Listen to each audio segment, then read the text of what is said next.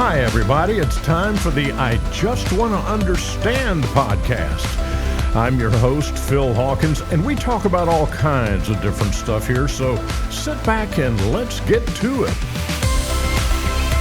Ron, I can't thank you enough for taking time out to talk with us about the status of the radio industry. Now, for those who don't know, Ron Parker's been in the radio business since he could talk, just about.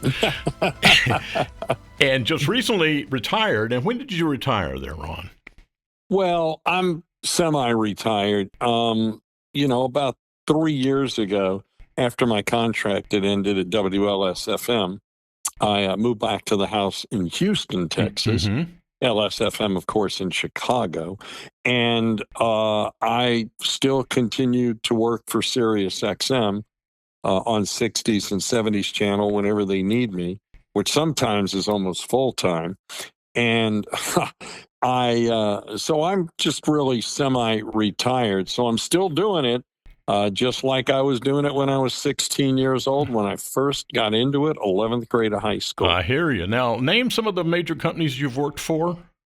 Well, major companies have been Jefferson Pilot, CBS, Jefferson Pilot, Pacific and Southern, that being W2XI Atlanta.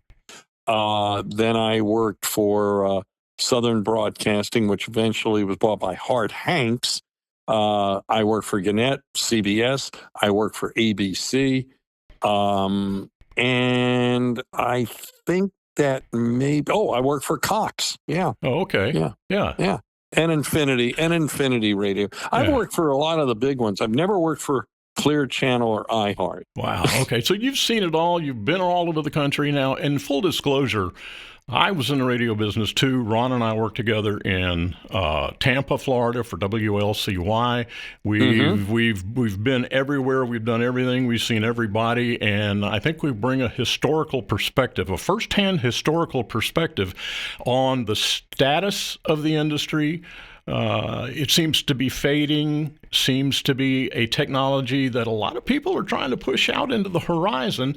And what I think we want to do now is offer a historical perspective on how we got to this point, what it was about, particularly top 40 radio, because I think that's mainly been our format that we've worked. Mm-hmm. What made it different then in the 60s, late 50s and 60s and 70s to the present day, where everything is owned by three companies, and it's a different landscape. And you just reminded me. I also work for Cumulus.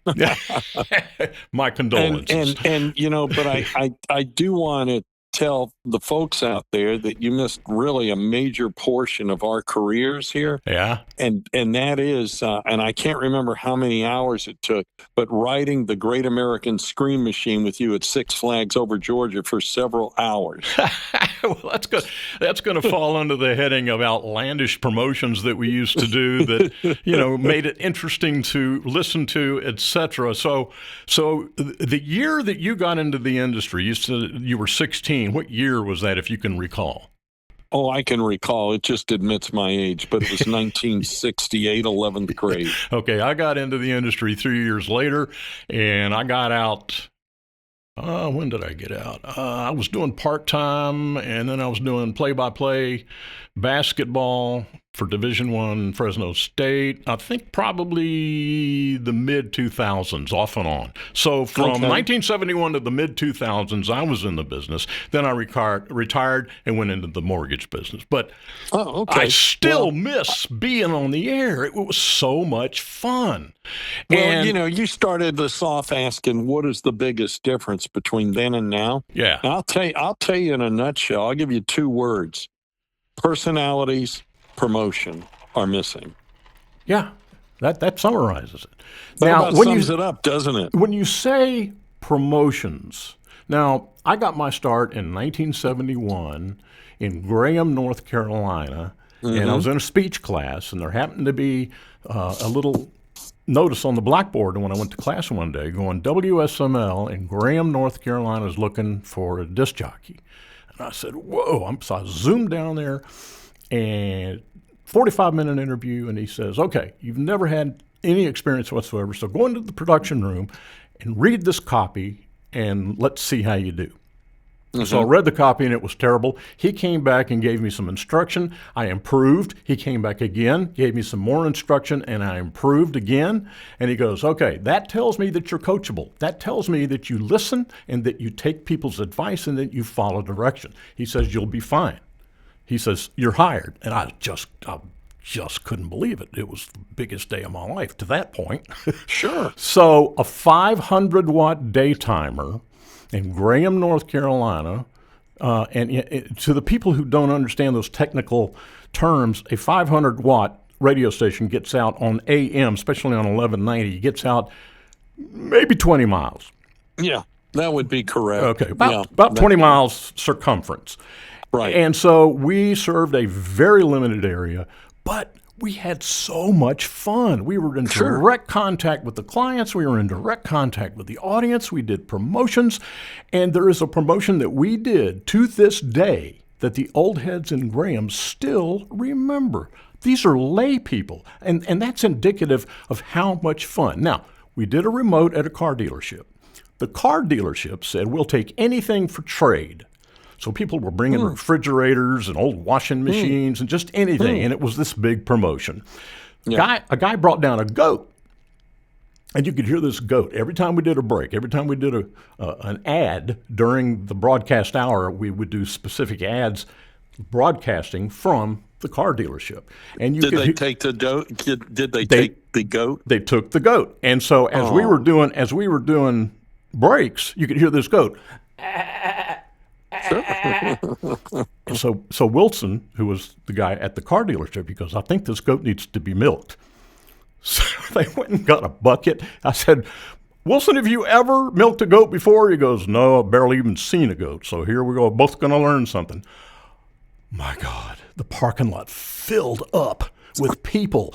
And to this day, they still talk about the goat that Wilson tried to milk and was never successful, and the goat got all mad and started kicking everything and running all over the car dealership. It was the most hilarious thing that anybody had ever seen, and they still talk about that to this day. Yeah, and you know what? That 500-watt signal covered the city. That's that's your all listeners. you needed. That's all you needed, you know. Yeah. And so I guess that's an example of the creativity that we used to bring to bear on the air.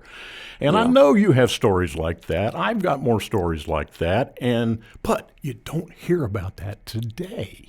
So the difference. You know, I went knocking. You know, I had my third-class license that I got when I was 15, a year earlier.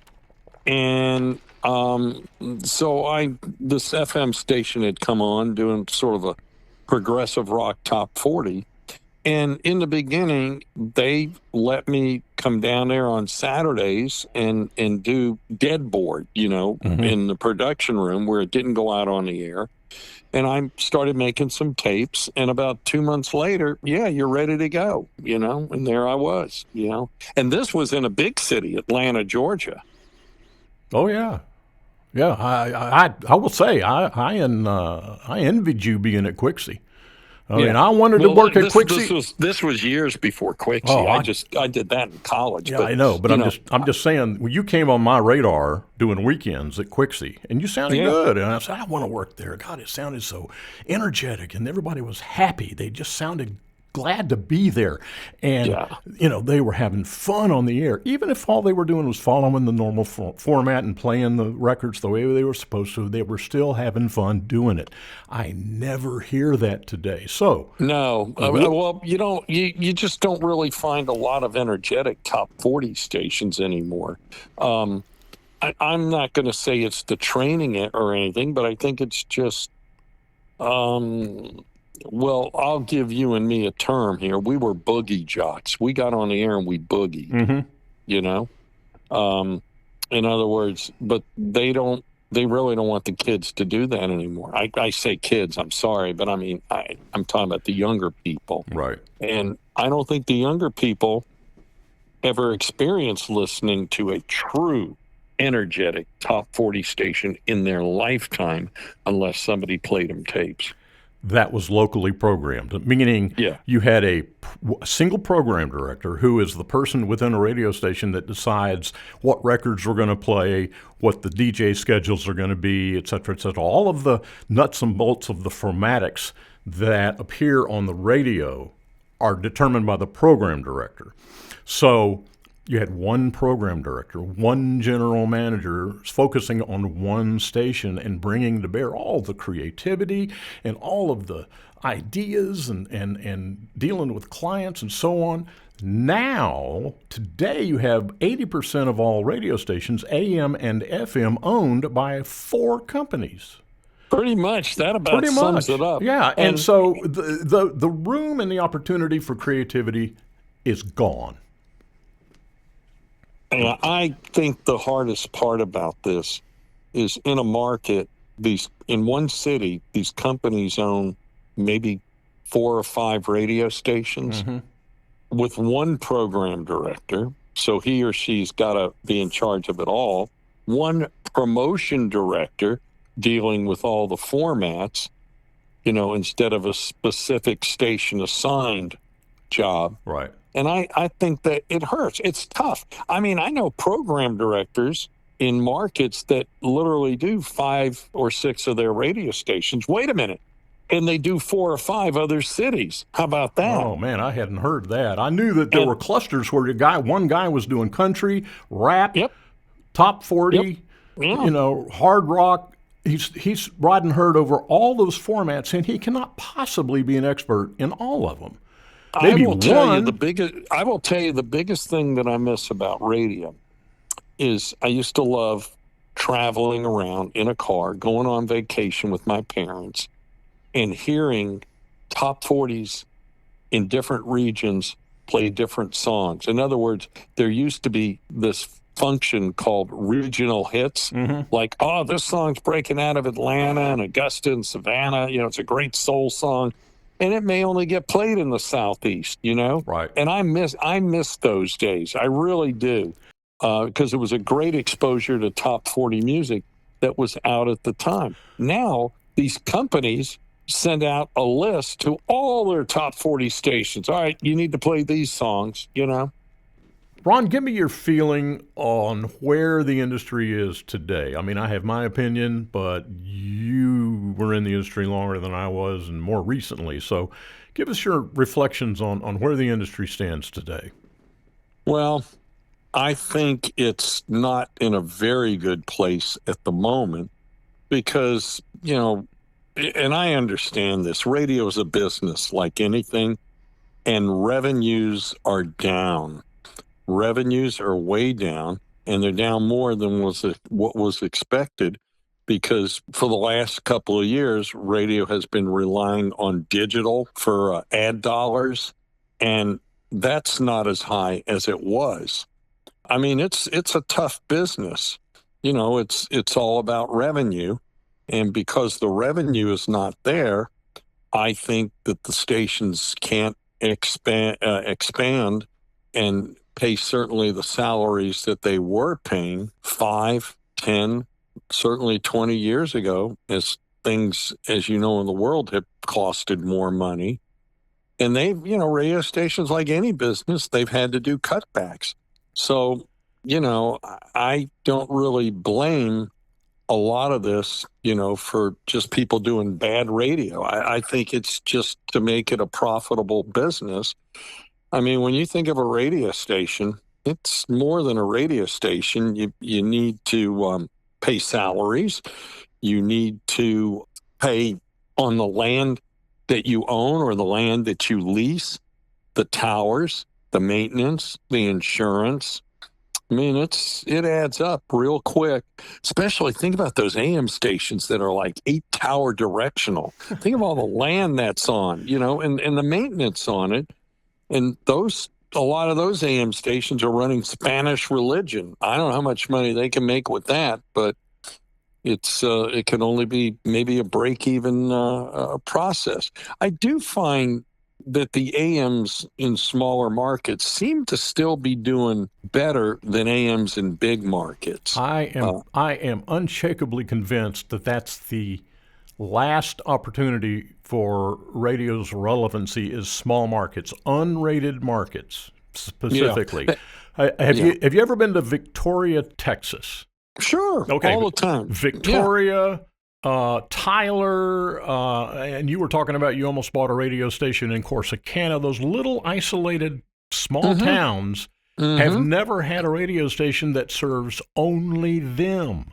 Okay. And if you give people something to listen to, they will listen. Now, the problem, as I see it, is an invasion of other technologies. That's also a contributing factor to where we stand today. Now, in let's say 1965, which is between 1965 and 1975, that was really the heyday of top 40 radio. And that was it. That's all you had. That's all the kids had was radio. I mean, as time progressed, we got into 8 tracks, and then we got into cassettes, and then we got into CDs, and technology changed and it evolved, but radio is still relevant. Now, well, what's happening with the kids today, it's all about downloads. And so the teens aren't there anymore, okay? And the early 20s, through your 20s, the 20s-somethings are not there anymore. So the only audience, as I see it, and this is my opinion, the only audience available these days is, say, 35 plus, 40 plus. I mean, the older generation is still understanding what radio is and that it's still a valuable thing.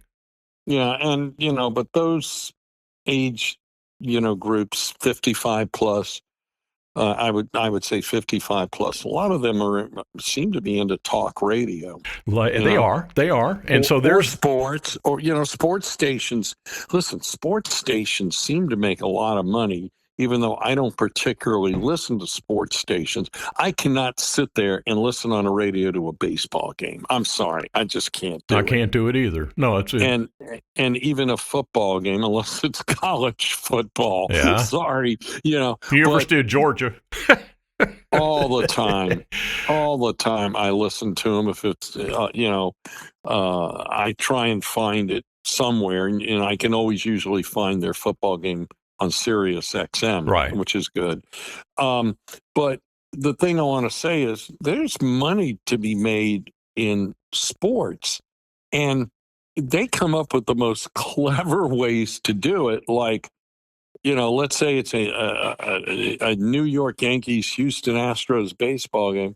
They're going to the mound. They're making a pitching change. This pitching change is brought to you by Quick Lube. Yeah. When you need a Quick Lube, oil change, and they come up with those weird things. Or, this sports broadcast on WXYZ is in the, Carrier air conditioner WXYZ studios, And I mean, they just take it to the nth degree. Right. You know what I'm saying? Right. But man, what I really miss, if you go back and listen to these air checks, tapes of top 40 radio in the 60s and in the 70s, I love when they were coming out of like Long Cool Woman in a Black Dress by the Hileys. That's the greatest radio. That is the greatest radio song ever made, I think. Yeah, I agree with you. It's one of my favorite summer songs from '72. But coming out of it, WQXI 790 Atlanta, Long Cool Woman and the Hollies, great summer song. And you punch into those high energy copper tone tan commercials or a Coca-Cola commercial. You don't hear that anymore. Right. Yeah, you're right. All you hear now is, hey, you need insurance? Geico Insurance. Hey, tax relief, tax busters. Progressive insurance, just those dry voice spots, Well, everything about radio these days is sanitized and formatted very, very rigidly. In other words, a station in, I'm trying to bring up a town that would be representative, Winslow, Arizona versus Los Angeles. Now, there was a time when the station in Winslow, Arizona talked about the high school, talked about the football game, the basketball game, talked about local businesses, politics, the city council, the school district. It was full of local. Today, you can't tell the difference between a station in Winslow, Arizona And Phoenix, and I'll give you an example. As I was driving I-40 to California, I went through Gallup, New Mexico. Now, Gallup, New Mexico is a market of about 50,000 people. Right. It's not a big place. And it's 50% Navajo Indians. Okay. So there's this FM signal in Gallup, New Mexico. They sit at 1,800 feet at 90,000 watts. Now, for those of you who don't understand what that means, that is the highest possible power, or very close. It's 95% to the maximum allowed power and antenna height that an FM station can be granted in a license. And that usually those are allocated in the bigger cities, never in small towns, but there's this signal, and I was listening to it, and it was spectacular. I mean, the signal was clean, the formatics were perfect, everything was perfect. The only thing missing was that I didn't know where this signal was coming from. It took 45 minutes before they said we're in Gallup, New Mexico. That's the problem. That's the problem right there. That's why radio is losing its audience. It's losing its relevancy, and it's circling the drain. As far as I'm concerned. Do you know if that particular station is automated that you're talking about? I'm guessing satellite. I'm guessing it's satellite. Yeah. Yeah. I mean, I worked for a couple of years for ABC Radio in Dallas, the satellite music network. I had one of those radio stations that was barely on the air. They were just keeping its place warm with the satellite. It was licensed to Carson City, Nevada, off of one of those big mountains out, kind of near Reno. Right. And 100,000 watt FM. And the company was trying to move it, kind of a far away move to Sacramento, California. And they were using my satellite service just until they could get the FCC approval, which they eventually did. But, here in Houston, there's at least 8 FM stations that I can think of that are on one tower. Maybe it's 6 FMs, one tower. It's 2,000 feet high, and these stations have 100,000 watts. Yeah, that antenna location is in Southwest Houston, I think, isn't it? Yeah. It's the Senior Road Tower facility, and the other FMs are on another 2,000 foot stick. And if there wasn't another station on a frequency, the same frequency as the ones in Houston, that signal would go 180 miles. Easy. With that flat terrain. Yeah, with flat terrain. But unfortunately, the FCC just issued too many licenses, and now those stations, if they're lucky, get out 80 or 90 miles, not trapped by another station on that same frequency. One of my favorite radio stations is WHOM up off this antenna to this FM is on Mount Washington. Wow. Several thousand feet high. Now, is that New Hampshire? Yeah. Oh, okay. Yeah, WHOM stands for High on Mountain. Whom radio.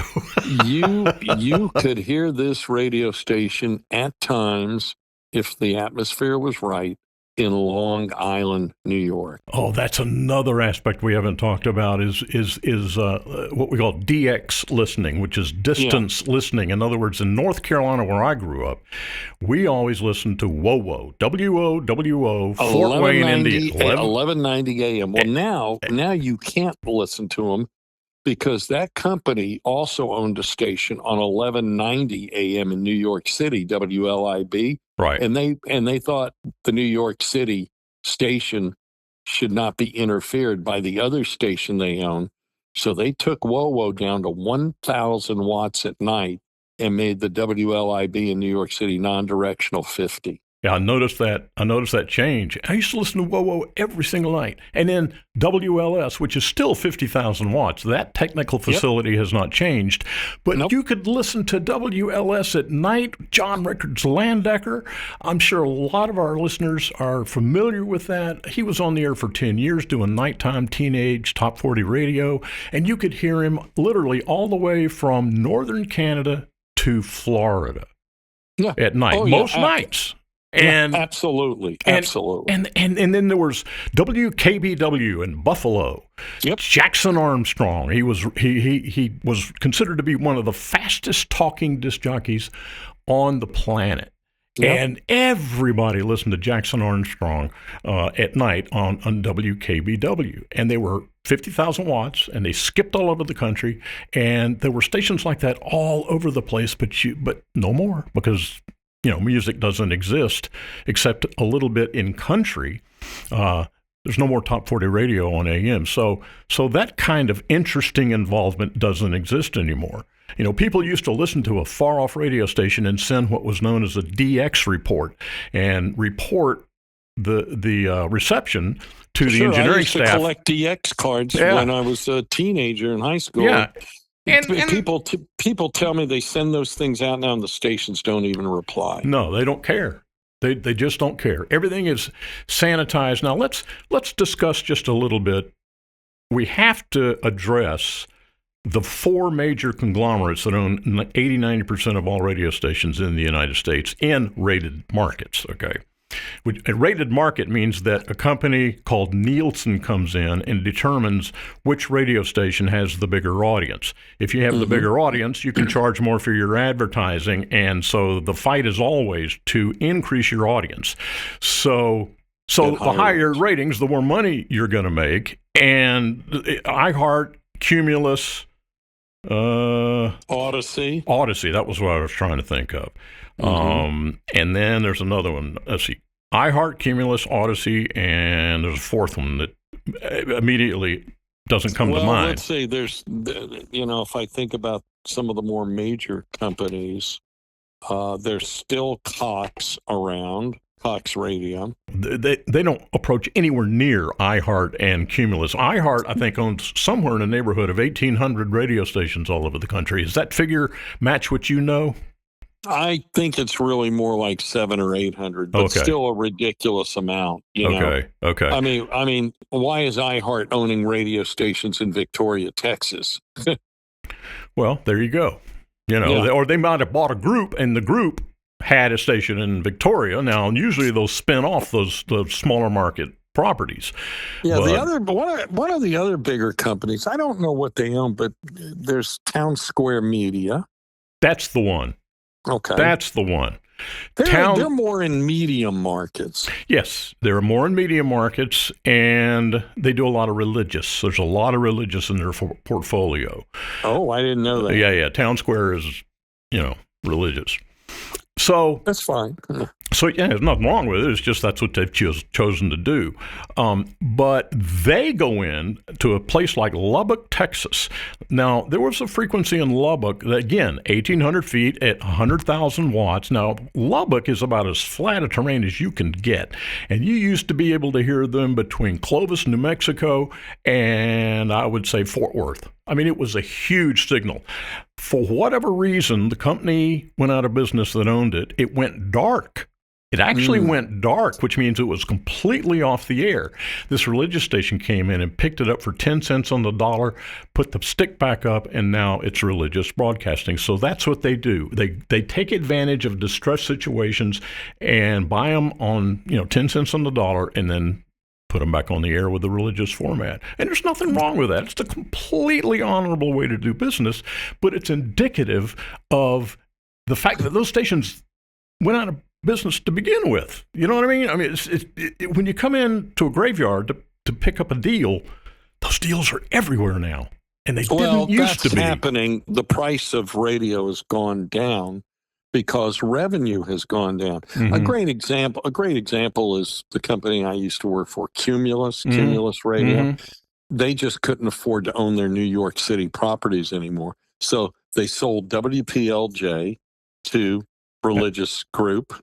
And now PLJ was an FM station, right? Yeah, right. They sold WPLJ to Religious Group of Broadcasting, and they sold WABC to a private individual. Both of those stations sold for slightly under $10 million for New York City.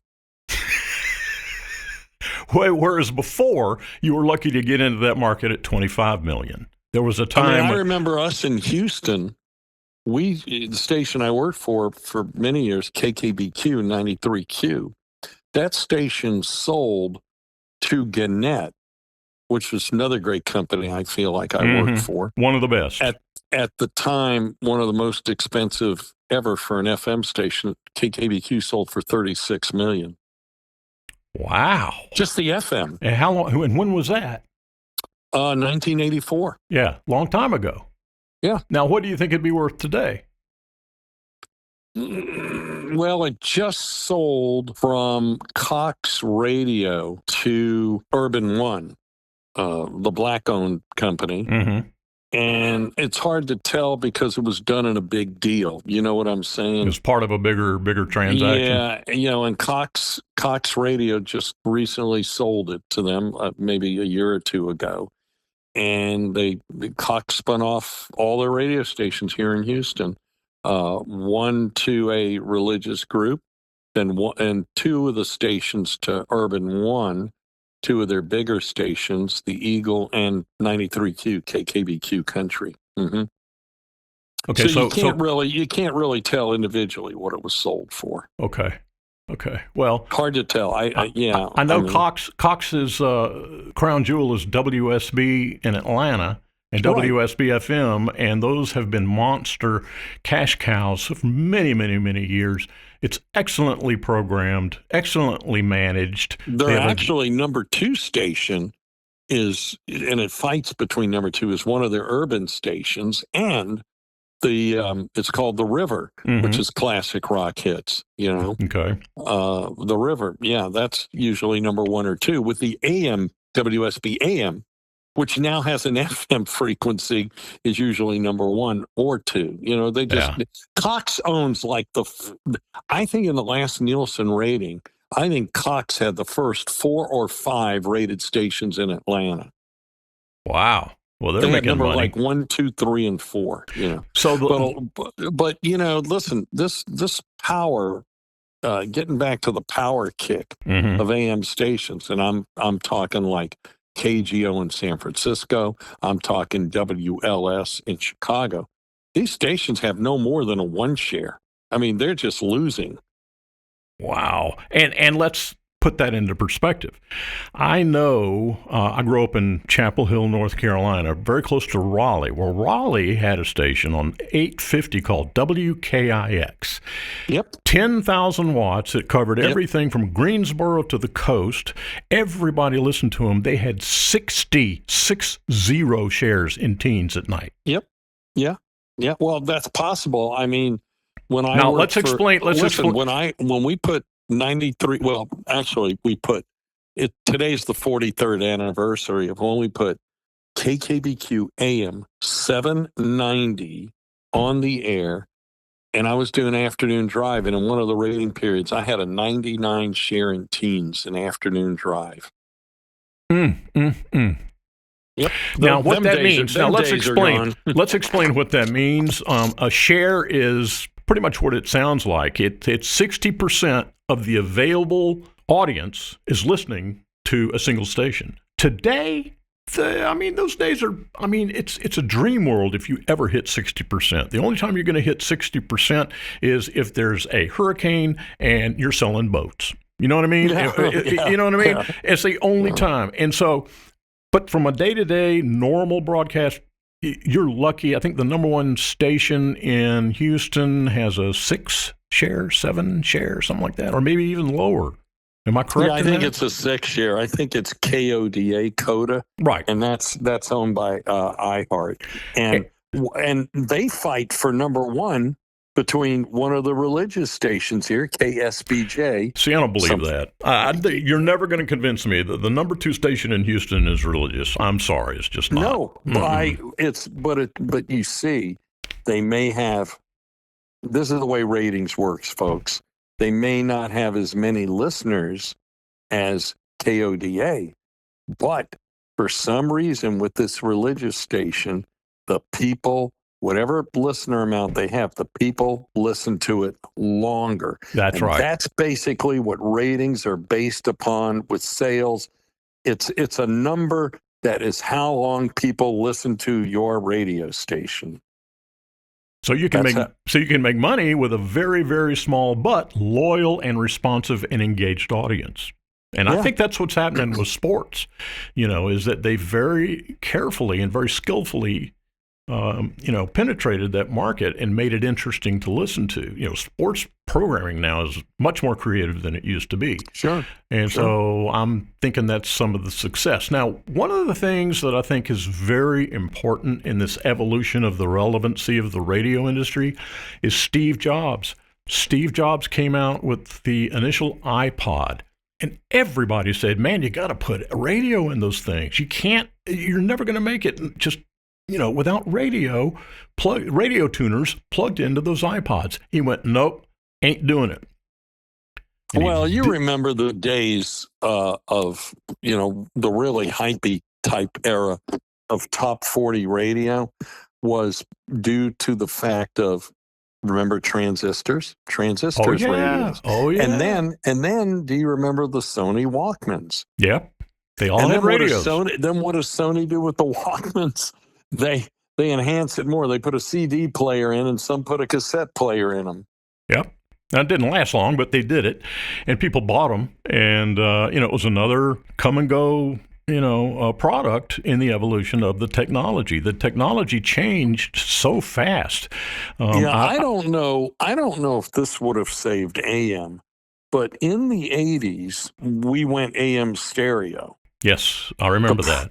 At the AM here in Houston, KKDQ AM 790 AM, which was 5,000 watts day and night, decent enough to cover the city. Mm-hmm. The problem with AM stereo was there were 2 or 3 different types of stereo formats, and the FCC could never decide on which one to use as a standard. Well, they finally did, but it was too little too late. I think the real thing that made that difficult, you're right, you had those 3 different formats. And the radio receiver manufacturers could never, no one would ever tell them which system they should manufacture for. Well, I love Sony radios. Sony put out a portable radio, and I bought several of these. I wish I still had it. Mm-hmm. It was called the Sony SRF 100, and that had a switch in it to where you could switch to which format of stereo your radio station was using. It would switch between Motorola, Sequam, and Con-Hazeltine stereo. Yeah, but you're going to get the consumer to absorb all that and switch between. No, you need to have one system, standardize it, and let the auto manufacturers say, okay, now we can put AM stereo in our car radios, and maybe this format will have a chance. I know I worked at WCHL in Chapel Hill, and we went AM stereo, and it only lasted 6 months. He pulled it after 6 months. It was just not going to happen. And he was right. The owner was right. So the technology evolves. Steve Jobs not putting radios in iPods, and then from that point forward, no Apple product has ever had a radio in its product. Not one. Well, he was probably looking forward ahead and thought radio was outdated, which way ahead of his time at that time. Yeah, I mean, so he was right. Think about this for a second. Think about this. Think about a teenager today. I certainly cannot see a teenager doing his homework with a radio next to him or near him. And I know growing up, I had my radio near me at night always. And for a couple of years as a kid, we lived in Charlotte, North Carolina, which at the time when we lived there was just a horrible market for radio as far as top 40. The big station always winning was the News Talk, WBT, as you well know, with a monster signal right in most directions. And they're still there and still doing well. They do okay. They're like 8th or 9th in the market. They're not number 1 or 2 anymore like they used to be because the FMs are, okay? But, like you, I grew up on some of the best top 40 radio stations at night, listening to WABC, WOWO, WLS, WKBW. Sometimes I could pick up CKLW out of Windsor, Ontario. And you know? used to be able in the wintertime. You can't do it in the summer, but in the wintertime you could hear Don Imus on WNBC. His first hour or hour and a half before the sun came up, you could listen to Imus in the morning all over the eastern seaboard. And I remember one cold winter day in Charlotte, where it was just real cloudy and it was cold, and it's 1:30 in the afternoon, and WABC is booming in from New York City. Mm-hmm. Wow. Yeah. There's another story. Let me give you another story. And I can't remember the call letters, but there was a station in Greenville, North Carolina, that had a 50,000 watt, highly directional signal east. Okay, so that's basically you're covering the Outer Banks and everything between Greenville and the Outer Banks. Now, they got into Kinston, they got into Greenville, if you're familiar with those areas. I think Roanoke a little bit, but everything was east. Well, a 50,000 watt signal compressed to like a 45-degree angle to the east. The skip went straight to Vietnam. Sure. And the soldiers during the Vietnam War at night all crowded around the radio to hear football scores and news and music and all the stuff that came in from this Greenville radio station. Well, there was, to make a long story short, it happened that they were going to reduce the power for whatever reason. I know, change the angle, reduce the power, and get rid of that skip. And when that became known, the chairman of the Joint Chiefs said, don't do that. Nobody knows this story. Chairman of the Chief Joints, or whatever it is, he intervened, called the station, said, please don't. Our soldiers, it's the morale from your single radio station is probably responsible for 80% of the morale, because they all look forward to when the sun went down, they could hear this radio station in Greenville, North Carolina, in Vietnam.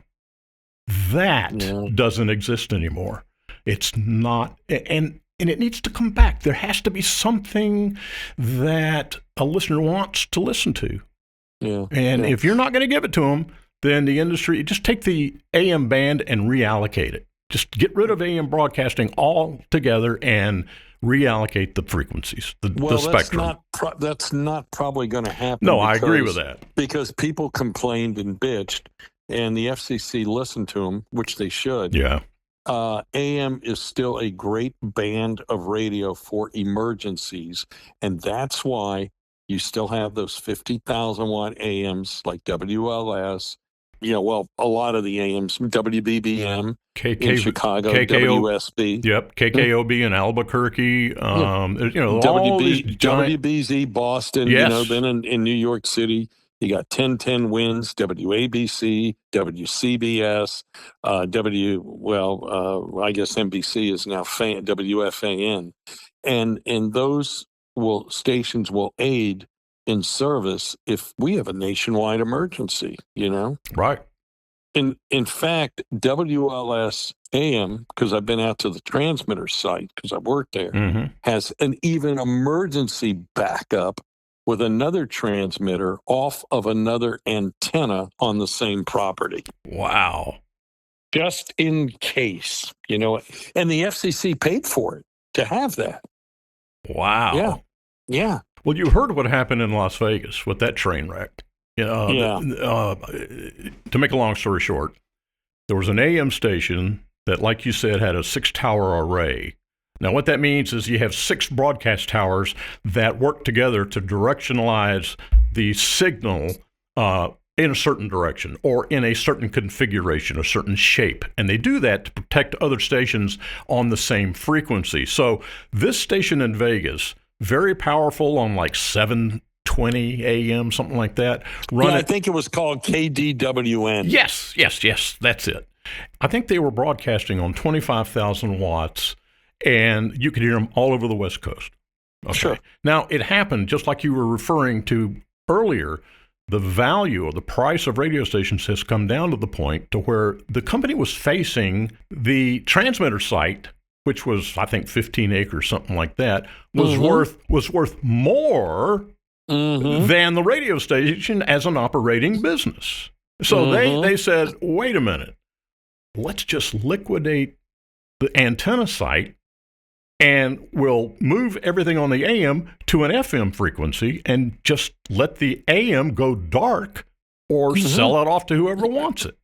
I mean, how does an antenna site become more valuable than an operating business?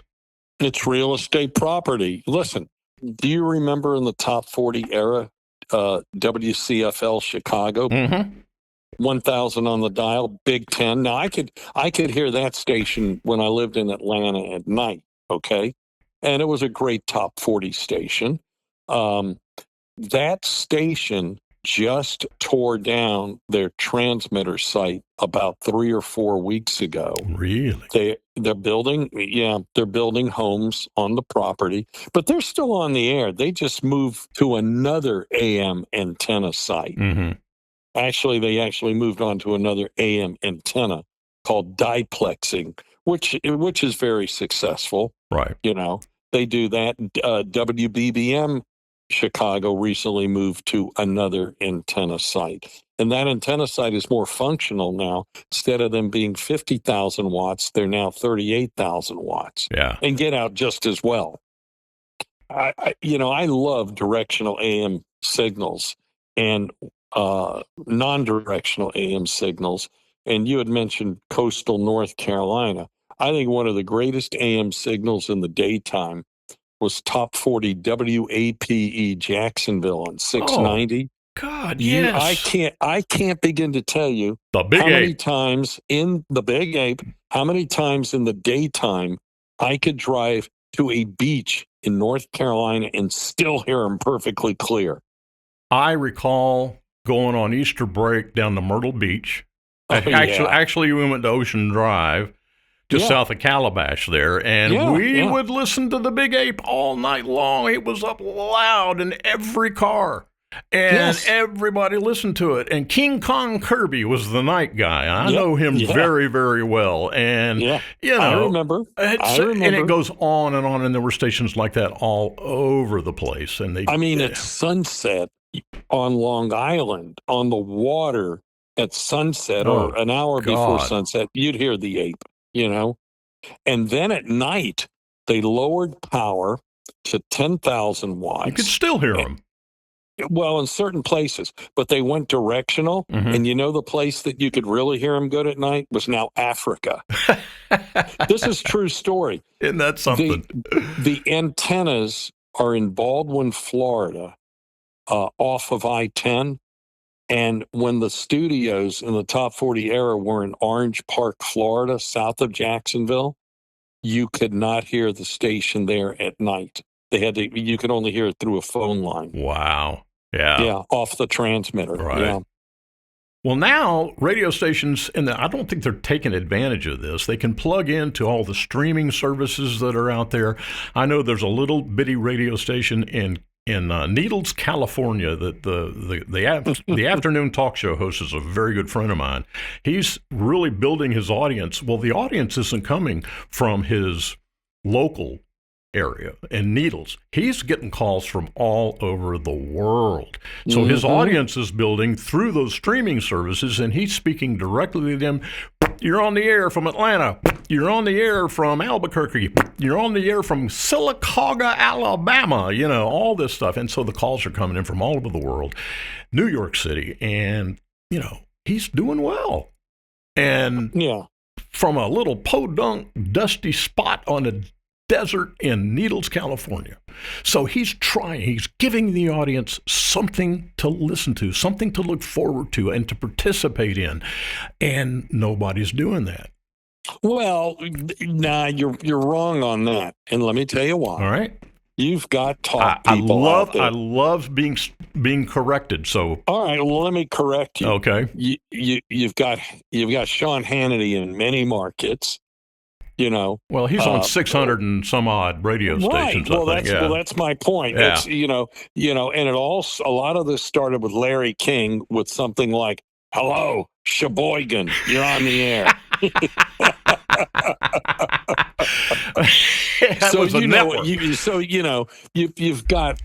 You've got all those news talker shows And some of them are just regional. I've got a Denon receiver, and it has a setting there where I could listen to anybody in the U.S. that's got an online radio station. Mm-hmm. And if they're putting their online broadcasting through a syndicator, whether it be, like iHeart or Odyssey or, TuneIn, you know what I'm saying? Mm-hmm. I can pick up that radio station just sitting here in my living room listening to the Denon receiver. That's tremendous. That's the greatest. Yeah. So the technology evolves, and I will say, okay, radio became a mainstream household appliance in, I would say, the early 20s, late teens, early 20s, 1921, 22. People started buying radios, in wholesale fashion. Yeah, and those big old tube radios that could hear the world. And they sounded so good. Oh, my God. The audio quality on those things was just spectacular. You talk about a guy with a deep voice coming through one of those radios, and you'd think you're listening to the voice of God. And a lot of those old-timey radios in the 20s, 30s, 40s, maybe even in the 50s, had short wave on them. Yeah. Yep. Had short wave, had all that stuff. And so, it's been a relevant technology for an incredible 100 years, let's say, just to round things off. Name another. Well, radio stations the last few years have been celebrating 100 years on the air. There you go. WSB Atlanta just did 100 years on the air. Well, I know KMJ in Fresno, California, same thing. They came on in 1924, and they're still going. So there are pockets of success, and there are pockets of relevance. But what do you think the future is going to bring for the industry? Well, I'm still looking at, let me get technical here for another minute, and maybe people will understand what I'm talking about.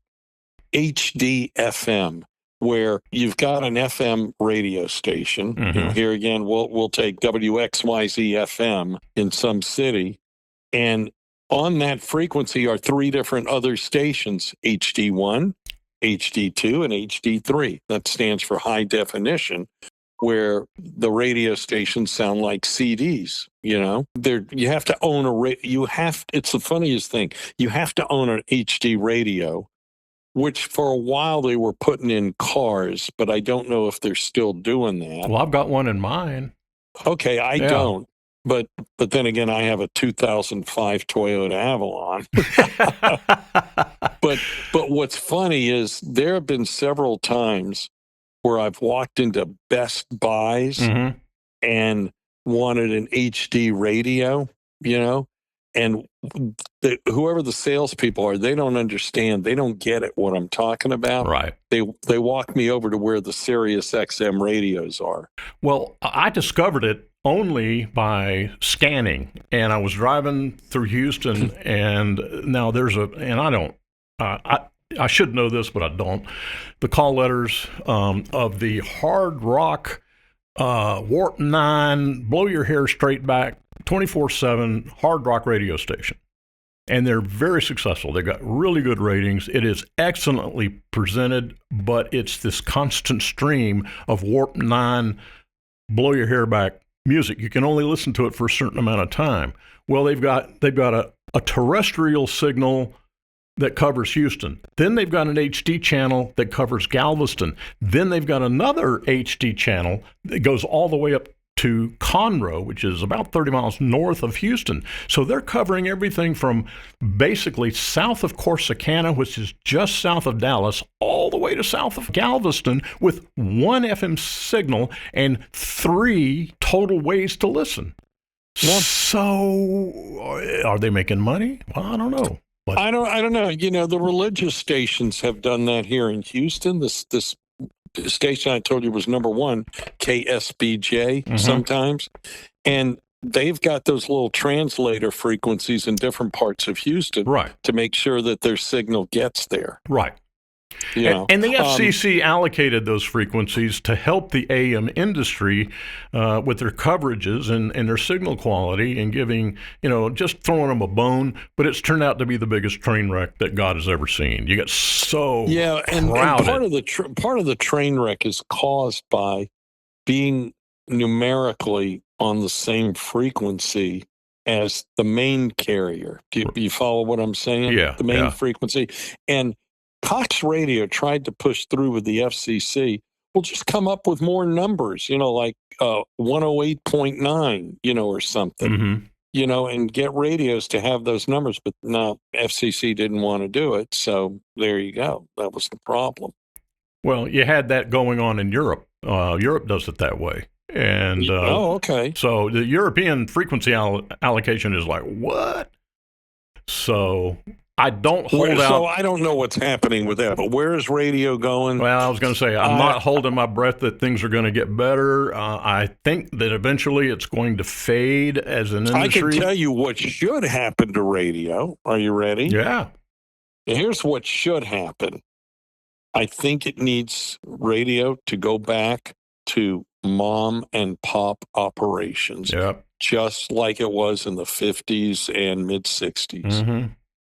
Yep. I really do. That's the only way this is going to get fixed. And I think the last opportunity to make money, now we're going to talk for the listeners, for the layperson who's listening, we're going to talk a little bit of shop here. The last opportunity to make money in the radio industry is in small markets, in markets where the ratings don't matter, where nobody cares what your ratings are, because you're relevant, you're local, you've got the high school, you've got city council, you've got local advertisers who speak to an audience in a different way than they do in New York. You know what I mean? Yep. And so I think that if a radio station went in places like Victoria, Texas, even Midland, Odessa would be, I think, one of the bigger opportunities. A lot of people are local ownership in Lufkin. Yes. Lufkin. That's a great locally owned market. Same with College Station, Texas. Amarillo, in other parts of the country. San Angelo. Yeah. San Angelo is all locally owned. Now, Ron and I live in Texas, so we are familiar with those small markets. So just for the listener, envision cities of about 50 to no more than 150,000 population, where you've got a radio station that just plugs into that local market and services those advertisers like they've never been serviced before by any advertising entity.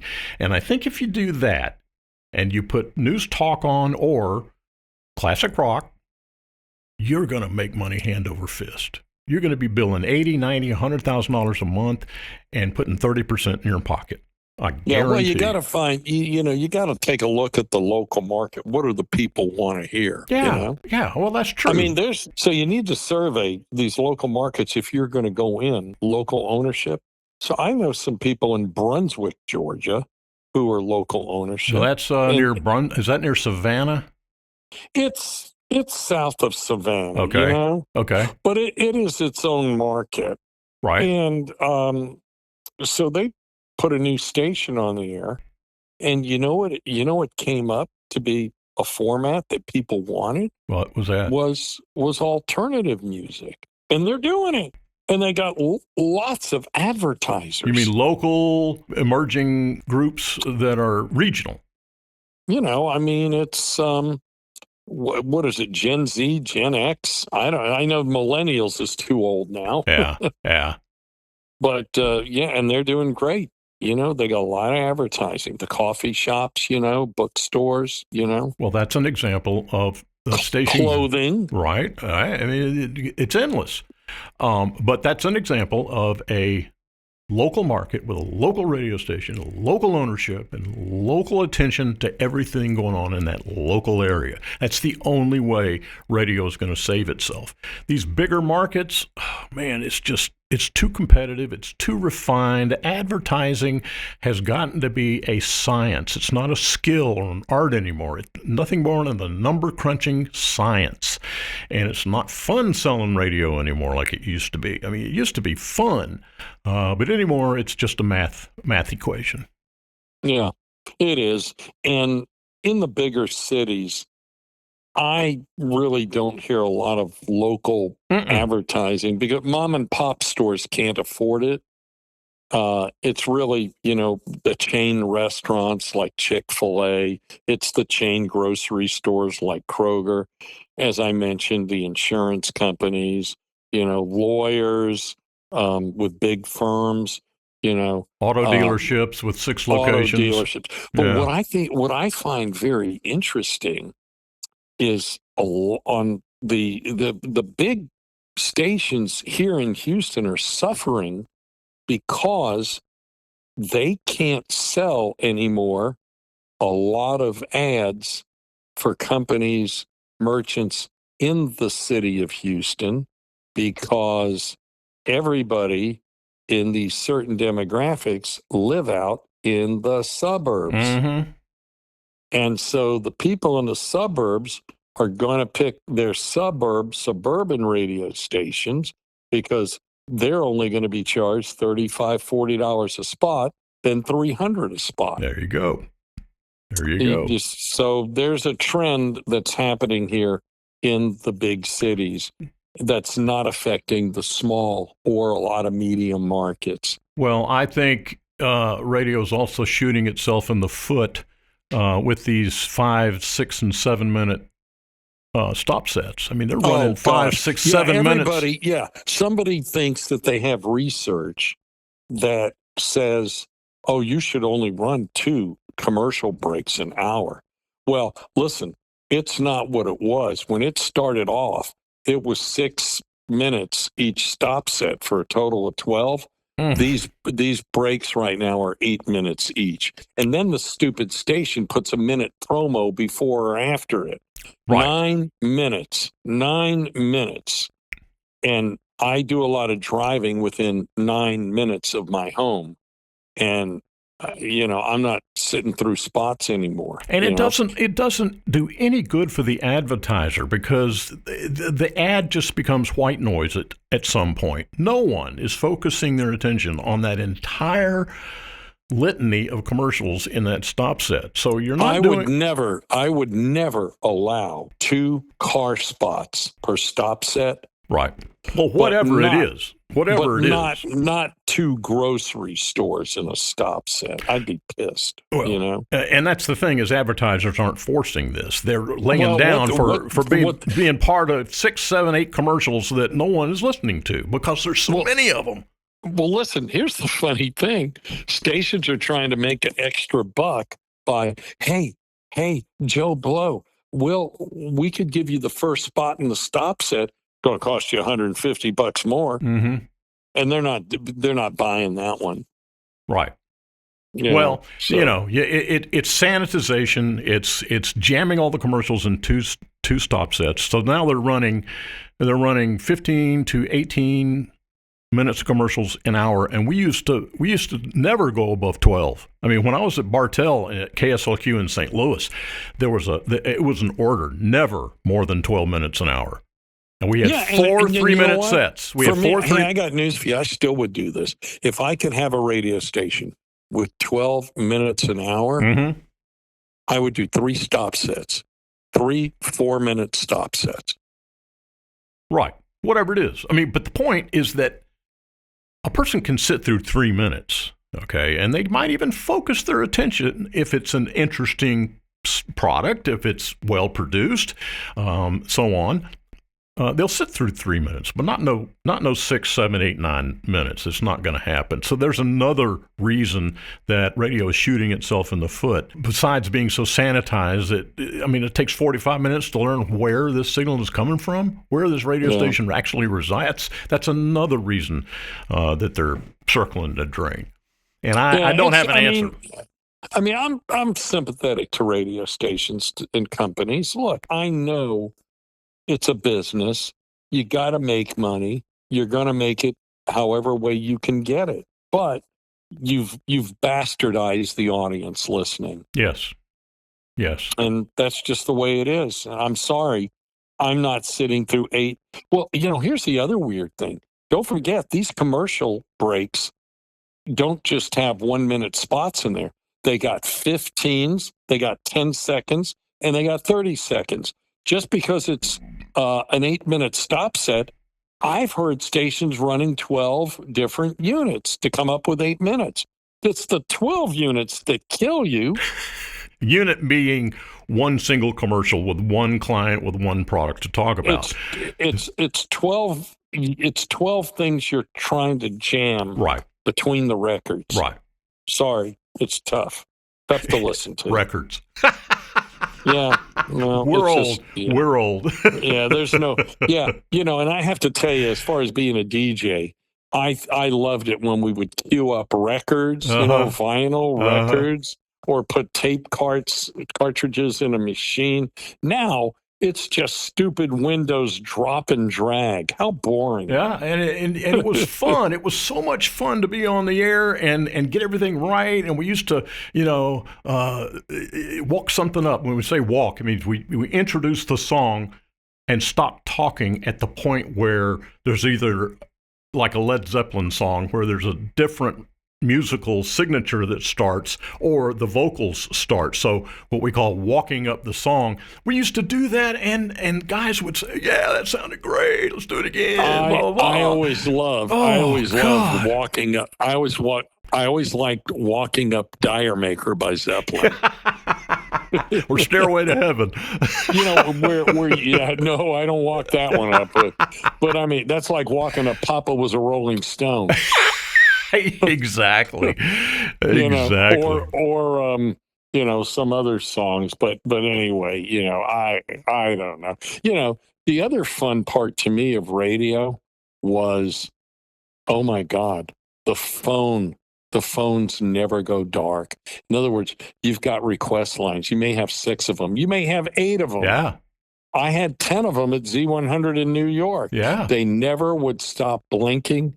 Unfortunately, now today, you walk in to a top 40 music radio station, the phones are not ringing. The only phone that rings is what they call the hotline, which is the program director calling the DJ. The secret phone number to the disc jockey, and if you didn't answer it, you were in trouble. So if that phone rang, if that light came on, you had to answer it, or you were in trouble. The other thing is, if it rang, you were doing something wrong. Yeah, well, I sometimes as a joke, I would, if the program director was calling, I would go, hello, and then I would take a piece of paper and sort of start crumbling it up on the mouthpiece of the phone. Go, I can't hear you. It's too much static. Well, let me tell you one quick little story of local programming and local involvement. In Birmingham, Alabama, when I worked at WSGN. Now, WSGN at that time was on 610, and it got all over northern Alabama. It was the top 40 radio station in the 60s and the 70s, and we had competition from a station called WERC. Mm-hmm. And so we both had the same 5,000 watt signal, and we had the same coverage, and my best friend was my direct competition, John Rock and Roll Anthony. And so he and I would get off the air at 10, and we'd, hit Sambo's and go and just have a great time. Well, one time we were on the phone together. He was on the air and I was on the air. And I said, what do you got coming up next? And he told me, I got the same thing. I can play that. Let's do it at exactly the same time. Yeah. So we arranged it so we're, okay, you ready? All right, 1, 2, 3, go. So I was playing the exact same song at the exact same time that he was playing the exact same song. Well, we did that for 5 songs in a row. We were basically one radio station. Well, the hotline rang, and it was my boss. And he goes, you and John knock it off. He knew exactly what was going on. And I didn't get in trouble, but he said, y'all stop. Well, you know what I did? And I did this at KKBQ in Houston. We got competition from KRBE, the other top 40 station. And KRBE did something to their audio where they were just so much louder than us, even though they were distorted, Mm-hmm. but they were louder than us. And they had, maybe they had more presence.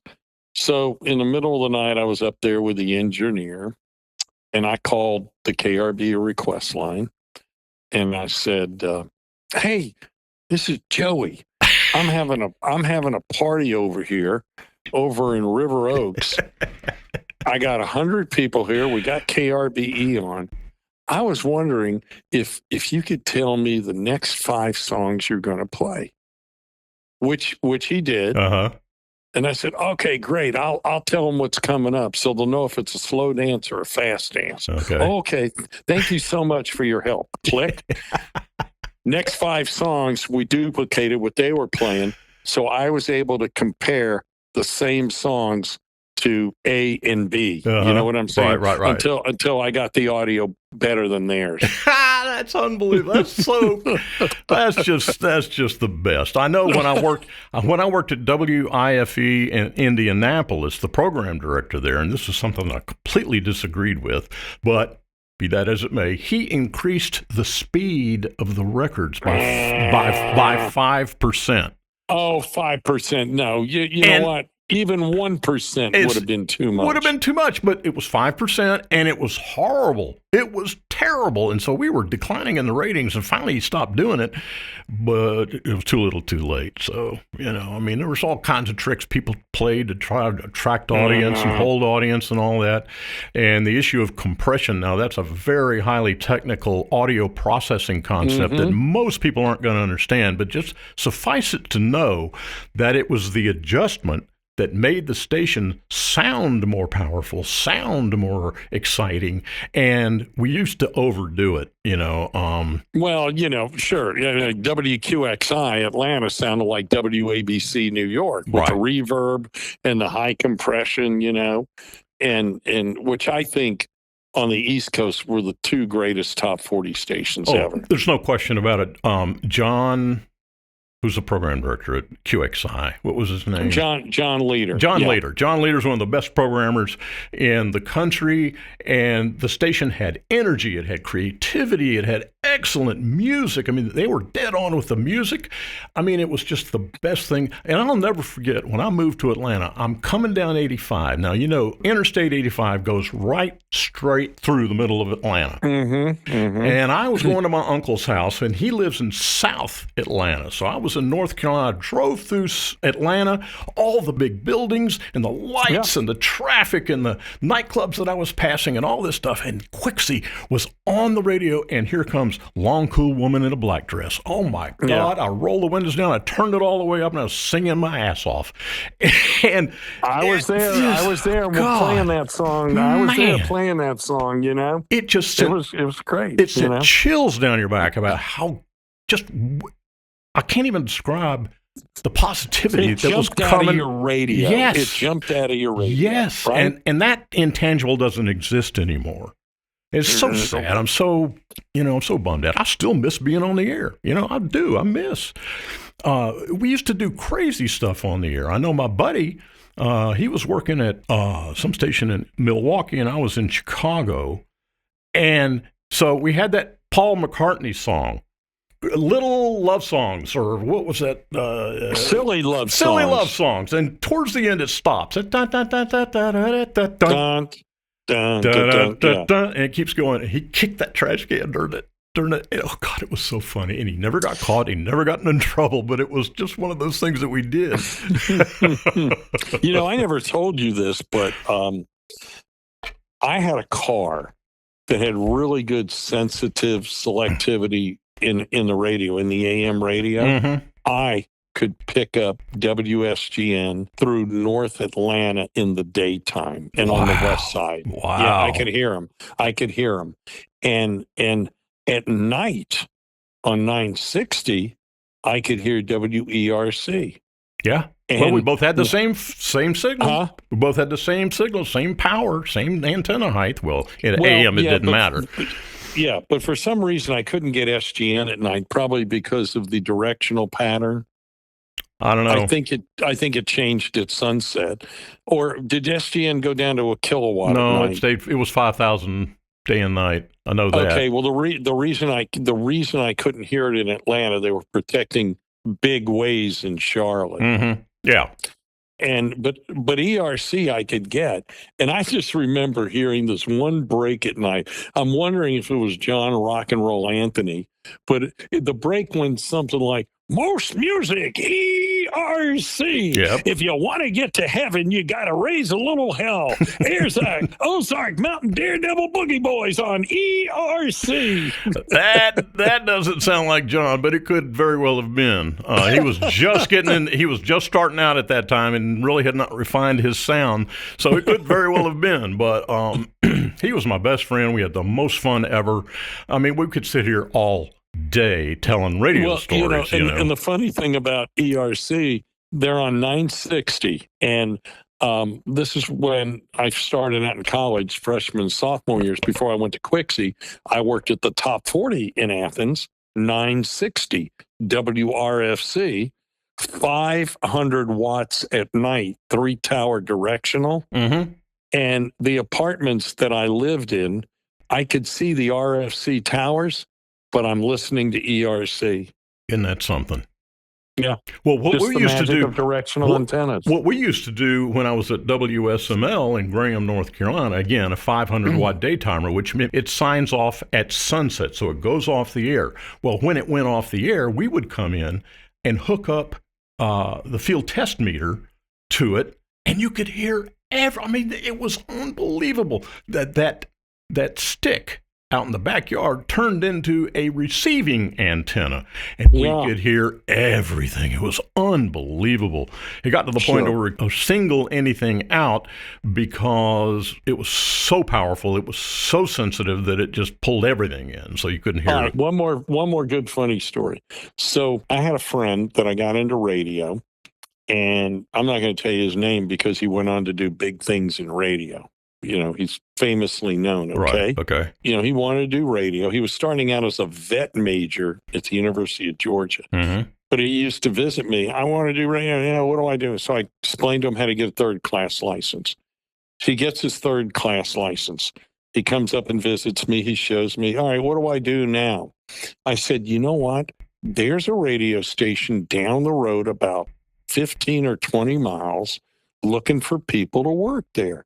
It's a radio station in the town of Monroe, Georgia. He goes, okay. So he comes back, visits me the next day. He says, I got a job there. They hired me. I got a job there. Wow. I go, what are you going to do? What's the job? Well, hang on a minute. He pulls a piece of paper out of his pocket and he reads, I'm going to be the program director. What do they do?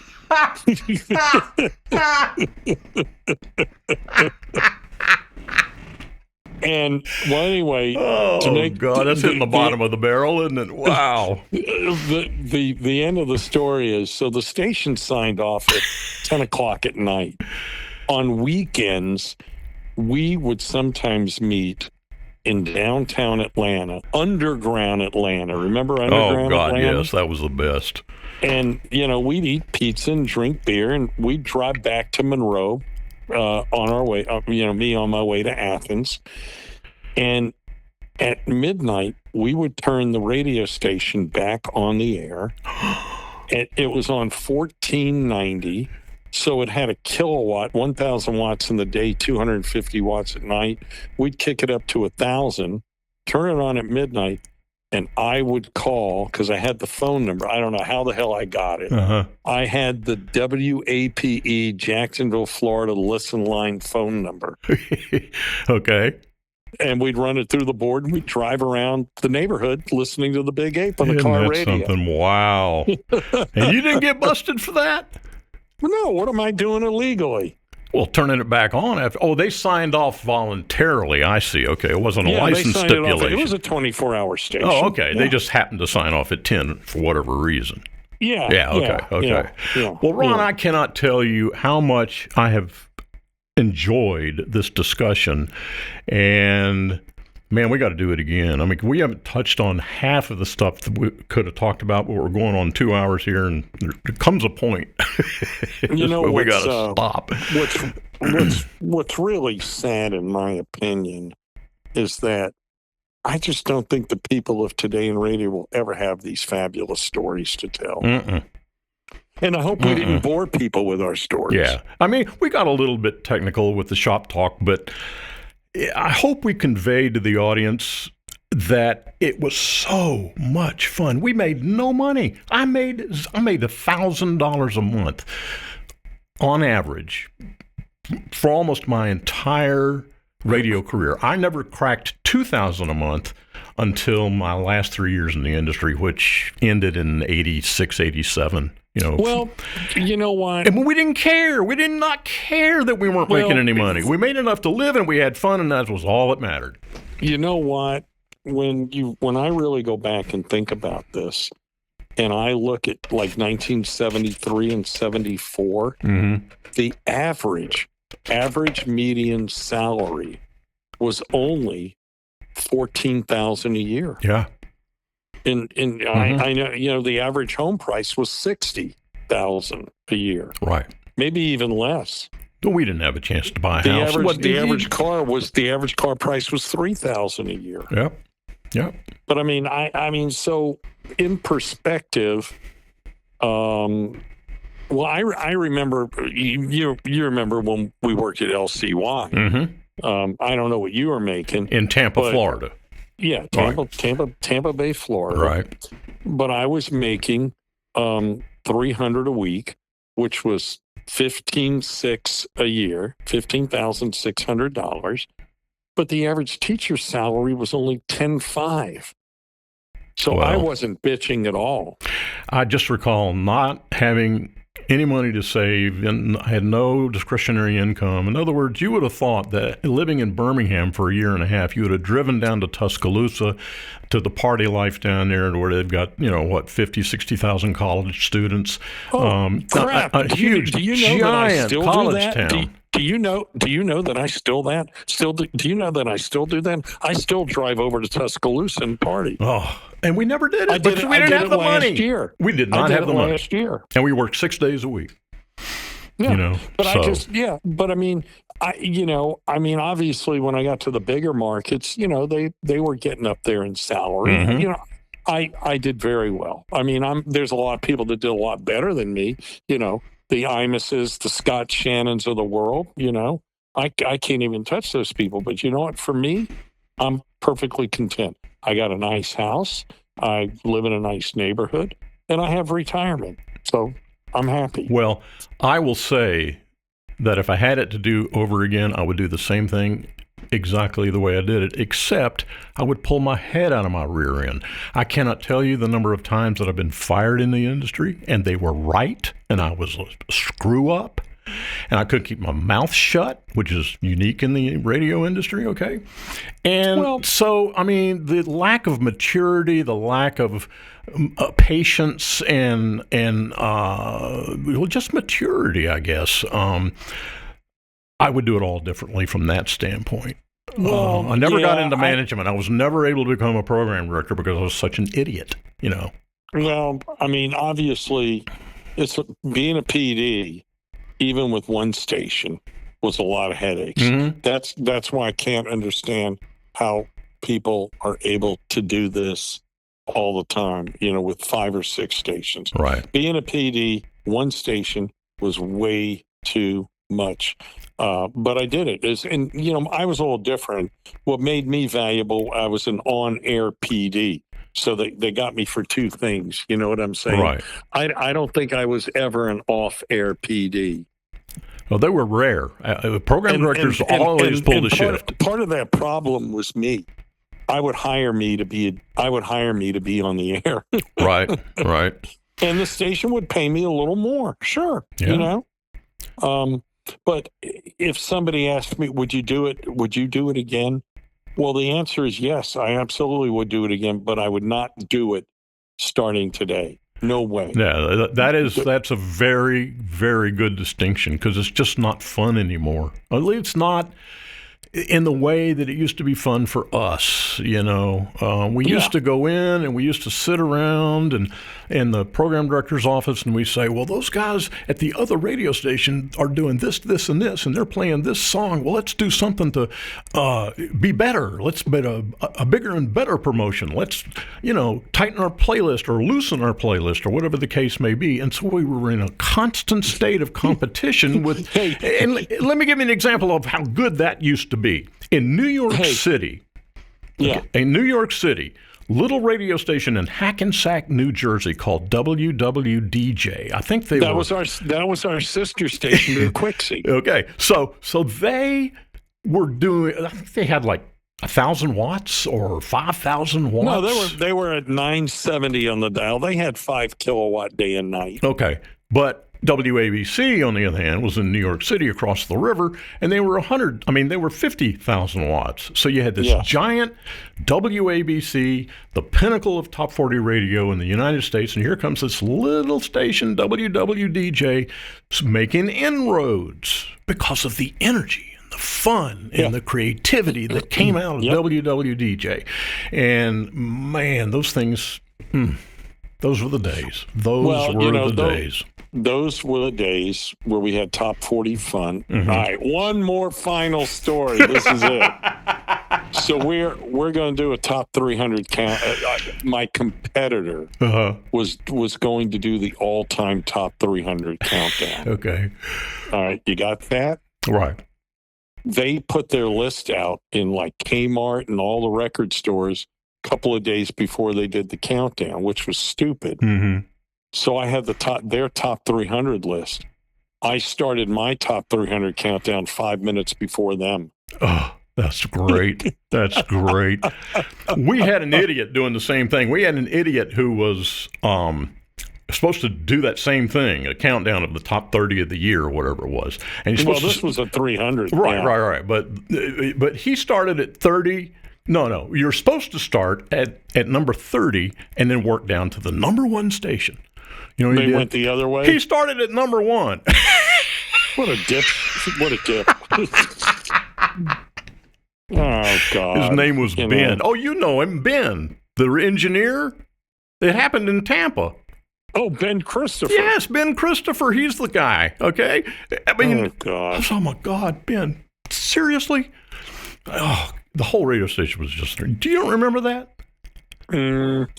No, I can't say I Maybe do, you weren't there when it happened, but it was I don't my know, God. But I do remember, was it Y95 that ran KC American Top 40? Yes, Well, somebody kept playing the wrong records first. They didn't, it came on several records. It could have been Ben, for all we know, and could have been. I mean, it like started at number 16. It was just somehow they got played wrong. Oh, God. Well, listen, Ron, thank you so much. We will do this again, but I have had so much fun, and it's actually cathartic because all of these opinions and all of these feelings I've had for the industry have now been able to come out, and I hope you feel the same way. I hope you enjoyed it. Yeah, I did very much, and we don't live too far apart. One day soon, let's get together for sushi. Well, and barbecue. Okay, I'll cook you some barbecue. Ron, thanks so much. Don't hang up.